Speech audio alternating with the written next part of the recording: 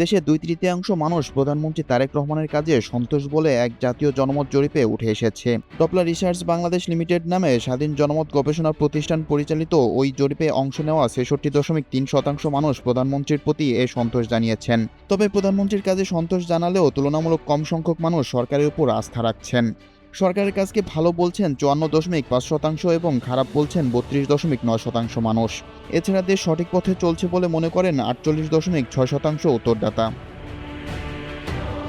বুধবার ১৯ আগস্ট বেসরকারি প্রতিষ্ঠান ইনোভিশন কনসাল্টিংয়ের অর্থায়ন ও সহায়তায় পরিচালিত জরিপের ফলাফল প্রকাশ করা হয়।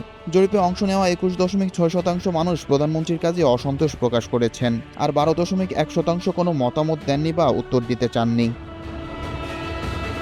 বিএনপি সরকারের ৬ মাস উপলক্ষে এই জনমত জরিপ পরিচালনা করেছে ডপলার। গত সেপ্টেম্বরের গবেষণা প্রতিষ্ঠান ইনোভেশন কনসাল্টিংয়ের জরিপে অংশ নেওয়া ১০,৪১৩ জনের সঙ্গে সম্প্রতি টেলিফোনে যোগাযোগ করে ডপলার। ৬৪ জেলার ৩,৪৪৩ জন এতে অংশ নেন। জরিপের ফলাফলে বলা হয়েছে ১৮ থেকে ২৯ বছর তরুণদের মাত্র ৪৩.৯% মনে করেন দেশ সঠিক পথে রয়েছে। ৬০ বছরের বেশি বয়সীদের মধ্যে এই হার ৫৫.৫%। অশিক্ষিত এবং স্বল্প শিক্ষিতদের অধিকাংশ মনে করেন দেশ ঠিক পথে রয়েছে। তবে স্নাতক পাশ করেছেন এমন উত্তরদাতাদের ৪২% একই অভিমত পোষণ করেন। বিএনপি সমর্থকদের ৬৫.৫% মনে করেন দেশ ঠিক পথে রয়েছে। জামায়াত সমর্থকদের মধ্যে এই হার ৪৬.৫%। এনসিপি সমর্থকদের ৫৫.২% একই অভিমত পোষণ করেন। আওয়ামী লীগ সমর্থকদের মাত্র ৩৪.৪% মনে করেন দেশ ঠিক পথে রয়েছে।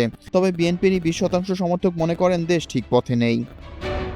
বিপ্লব শেখ, এনটিভি অনলাইন।